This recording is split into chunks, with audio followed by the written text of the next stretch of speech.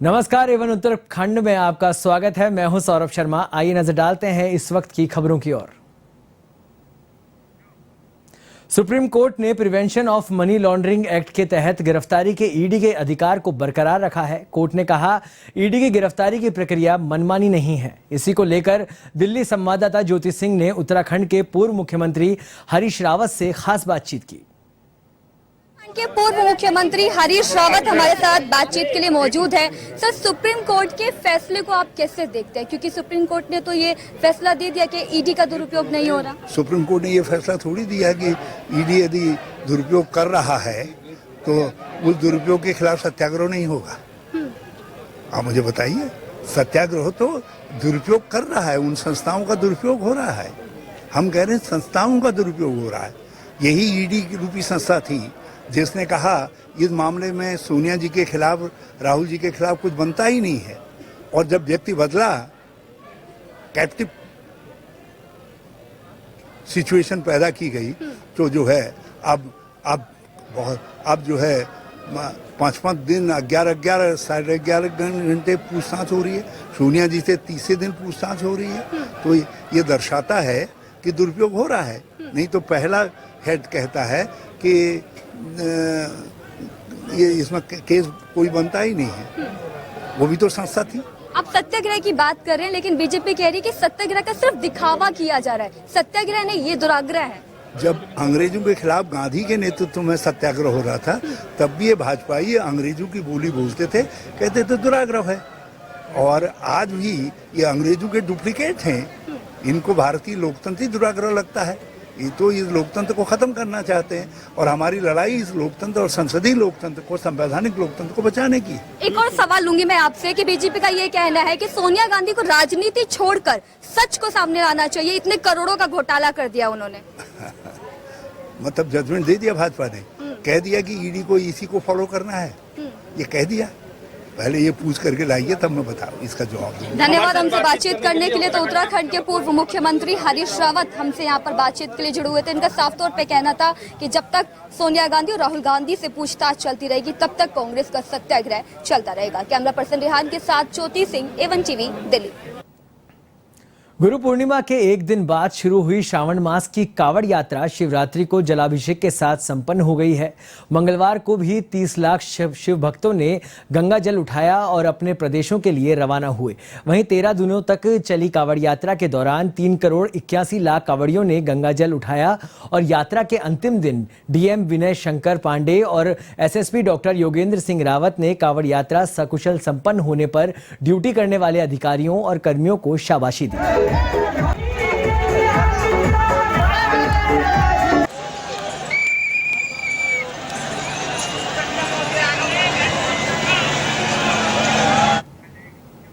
देहरादून जिला अधिकारी सोनिका पद संभालने के बाद लगातार शहर का निरीक्षण कर रही हैं। इसी को लेकर जिला अधिकारी सोनिका ने तहसील का औचक निरीक्षण किया।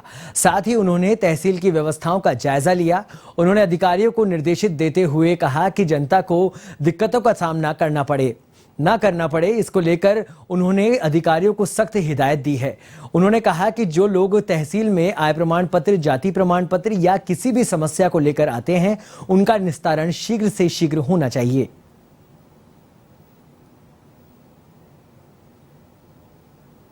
आज मैं तहसील में आई थी, तो कुछ चीज़ें हैं जो कि यहाँ पे थोड़ी इम्प्रूवमेंट की ज़रूरत है। जैसे जो लोग आते हैं उनको पता नहीं चलता किस तरफ जाना है, कहाँ प्रमाण पत्र बन रहे हैं, कहाँ खतौनियाँ हैं, कहाँ पे कौन बैठा है, साइन बोर्ड्स यहाँ पे हैं नहीं। नीचे से जब ऊपर आते हैं तो भी तहसील को ढूंढना पड़ता है। तो ये सारी चीज़ें अभी तहसीलदार साहब को और हमारे एसडीएम साहब को मैंने बताया है कि लोगों को कम से कम सुविधा है। और यहाँ हेल्प डेस्क एक बन जाए, या कोई एक आदमी जो डायरेक्शन यहाँ पे जो खड़े रहते हैं एटलीस्ट बता दें कि कहाँ पे कौन सी चीज़ हो रही है, जिससे लोगों को इधर उधर भटकना ना पड़े। इसके अलावा भी थोड़ा कार्य प्रणाली में भी जो सुधार लाया जा सकता है जिससे लोगों को असुविधा कम हो, वो भी इंस्ट्रक्शन दी है। अभी तो आज मैंने जो PWD है उनको ये कहा था कि जो रास्ते पे मटेरियल पड़ा रहता है जिसकी वजह से लोगों को आने जाने में, और जो फुटपाथ पे चलते हैं लोग, उनको भी असुविधा होती है। तो इंस्ट्रक्शंस दिए हैं, पर क्योंकि बरसात का सीज़न है तो अभी ये इन कामों में गति लाने में थोड़ा समय लगेगा, लेकिन ये इंस्ट्रक्शंस ऑलरेडी PWD को दिए जा चुके हैं। उत्तराखंड में अधीनस्थ सेवा चयन आयोग में भर्ती घोटाले के बाद कांग्रेस राज्य सरकार पर हमलावर है, जिसे लेकर कांग्रेस कार्यकर्ता प्रदेश भर में विरोध प्रदर्शन कर रहे हैं। इसी कड़ी में हरिद्वार में भी कांग्रेसी कार्यकर्ताओं ने सरकार के खिलाफ नारेबाजी की और पुतला दहन किया। उन्होंने कहा कि राज्य सरकार को मामले में उच्च स्तरीय जांच करनी चाहिए। साथ ही उन्होंने मामले में उग्र प्रदर्शन करने की भी चेतावनी दी है।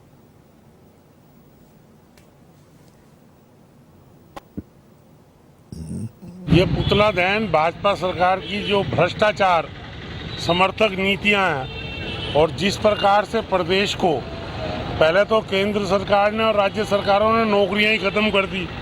जो थोड़ी बहुत ही नौकरियां कभी किसी डिपार्टमेंट में निकलती हैं उनमें 15-15, 20-20 लाख रुपए लेके राज्य सरकार भर्ती कर रही। तो गरीब आदमी कहाँ से लाएगा, कहाँ से उसे नौकरी कैसे कर पाएगा? जो पैसे वाले घर का है उसे ही मिलेगी नौकरी। ये मामला 15-15 लाख रुपए में पेपर लीक का है, जो कि VPDO भर्ती घोटाला है, जो कि शिक्षा विभाग में भर्ती घोटाला है।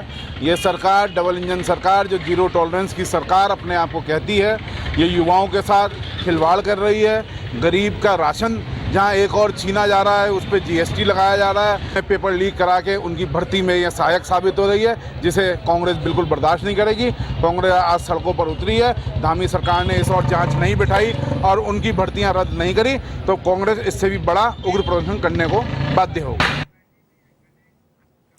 उत्तराखंड के कोटद्वार में कांग्रेस प्रदेशाध्यक्ष करण महारा के निर्देश पर कांग्रेस कार्यकर्ताओं ने प्रदर्शन किया। शिक्षा विभाग और खनन विभाग में हो रहे भर्ती घोटालों के विरोध में कांग्रेस ने तहसील के पास प्रदेश सरकार का पुतला फूंका। इस दौरान उन्होंने VPDO और अन्य पदों के लिए हुई भर्ती परीक्षा में 15-15 लाख में पेपर बेचने का खुलासा और खनन विभाग में अवैध खनन को लेकर हो रहे घोटालों को लेकर विरोध जताया।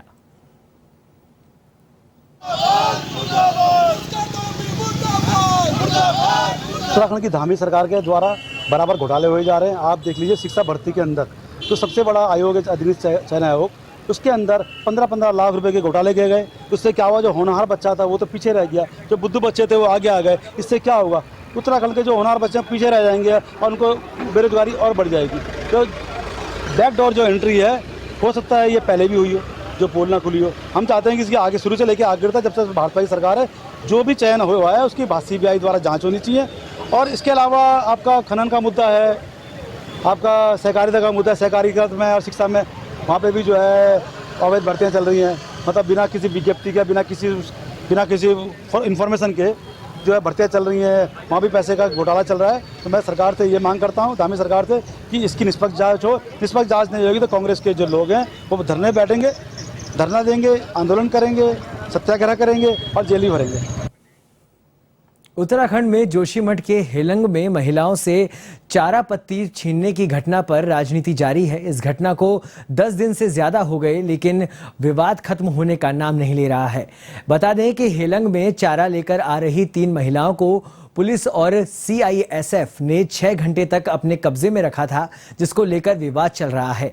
मामला बढ़ने के बाद उत्तराखंड के CM पुष्कर सिंह धामी ने जांच के आदेश दिए हैं, लेकिन कई संगठन चाहते हैं कि जिला अधिकारी चमोली और पुलिस अधीक्षक पर भी सरकार कठोर कार्रवाई करे।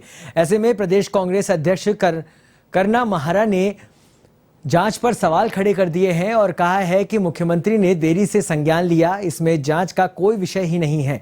महिलाओं पर आरोप लगाया गया है कि वह कब्जा कर रही हैं। जांच के सब नाम पर प्रताड़ित करने का काम किया जा रहा है।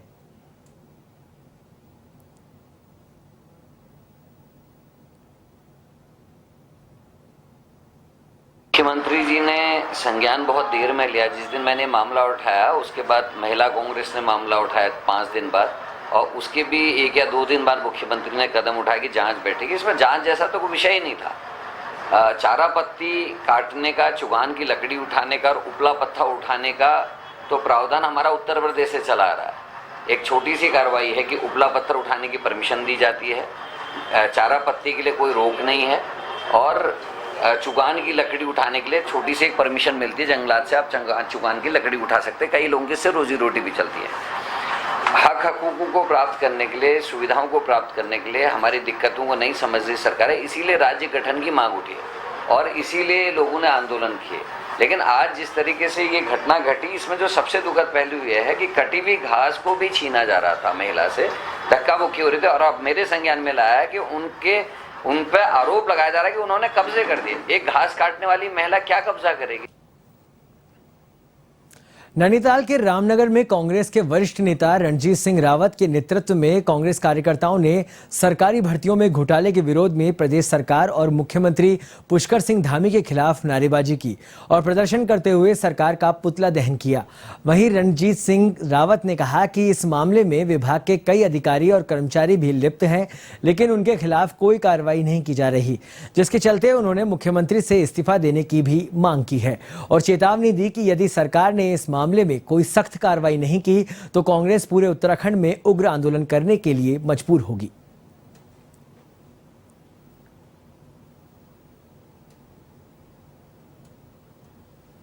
आप सब विदित हैं, कांग्रेस ने अभी विधानसभा में मामला उठाया था कि उत्तराखंड अधीनस्थ चयन आयोग में भर्तियों में घोटाला हुआ है और लोगों को जो मोटी मोटी रकमें देकर के पास कराया गया है, जिसका प्रमाण खुद सरकार ने दे दिया है कि एसटीएफ ने 6 लोगों को आरोपित करते हुए गिरफ्तारी की है, उनके खिलाफ मुकदमा डाला है। हम कहना चाहते हैं ये छोटी मछलियों को पकड़ करके कुछ नहीं होगा। अधीनस्थ चयन सेवा आयोग में अगर क्लर्क या प्रोग्रामर जो है, टेक्नीशियन है, वो प्रश्न पत्र लीक कर सकता है तो फिर मुख्यमंत्री कुर्सी पर काहे के लिए बैठे हैं। एवन उत्तराखंड में फिलहाल इतना ही। देश और दुनिया की तमाम खबरों के लिए आप देखते रहिए A1 TV।